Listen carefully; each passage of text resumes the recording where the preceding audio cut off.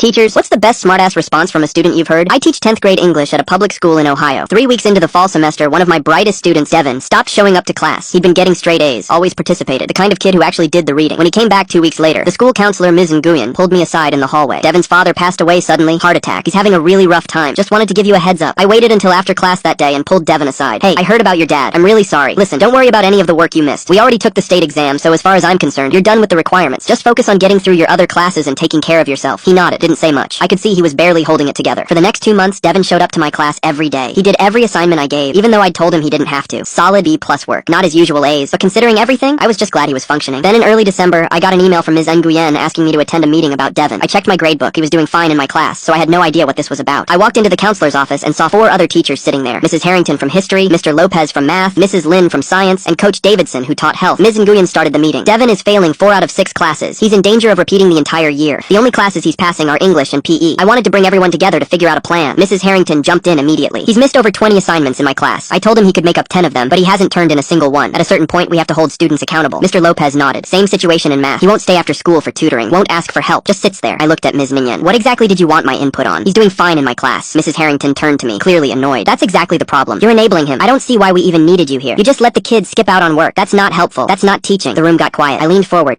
His dad died 8 weeks ago. You really think 20 history worksheets about the French Revolution matter to him right now? Structure matters, Mrs. Harrington said. These kids need to learn that life doesn't stop just because something bad happens. That's a valuable lesson. He's 16, I said. He just lost his father. The valuable lesson he's learning right now is that half his teachers care more about their gradebooks than his dead parent. Coach Davidson shifted uncomfortably. Mr. Lopez stared at his hands. Mrs. Harrington's face went red. That's completely unfair. I offered him extensions. The door opened. Devin walked in. He wasn't supposed to be there, but Miss Nguyen had clearly texted him to come down without telling the rest of us. Mrs. White Harrington didn't notice him standing by the door. She kept going. These kids need to understand that grief doesn't excuse laziness. My mother died when I was in college and I still graduated on time. Devin stood there for a second. Then he spoke, his voice completely calm. You're absolutely right, Mrs. Harrington. My dad dying was super lazy of me. I should have asked him to schedule his heart attack for summer break. That way it wouldn't inconvenience your lesson plans. Every head in the room turned toward him. Mrs. Harrington's face went from red to white in about 2 seconds. Devin looked at each teacher, one by one. Mr. Lopez, I'm sorry I didn't stay after school for tutoring. I was too busy planning my dad's funeral and helping my mom figure out how to pay the mortgage. Mrs. Lin, I'm sorry I zoned out during your lab on cell division. I was thinking about how my dad's cells stopped dividing permanently. He turned to me. Mr. Lane, thanks for being the only teacher who treated me like my grief mattered more than a history worksheet. At least one person here remembers I'm a human being. Then he walked out, didn't slam the door, just left. The room was completely silent. Ms. Nguyen closed her laptop. I think we're done here. Mrs. Harrington tried to say something, but Ms. Nguyen cut her off. Actually, I need everyone except Mr. Lane to leave. Now, after they filed out, Ms. Nguyen looked at me. I recorded that whole thing. I'm sending it to the principal. Harrington's getting transferred. Devin passed all his classes that year. The other teachers suddenly found ways to be more flexible with deadlines. Mrs. Harrington got moved to a different school that summer. Last I heard, she's teaching somewhere in Kentucky now. Devin graduated 2 years later. Gave a speech at graduation about his dad. Didn't mention Mrs. Harrington once. That's class.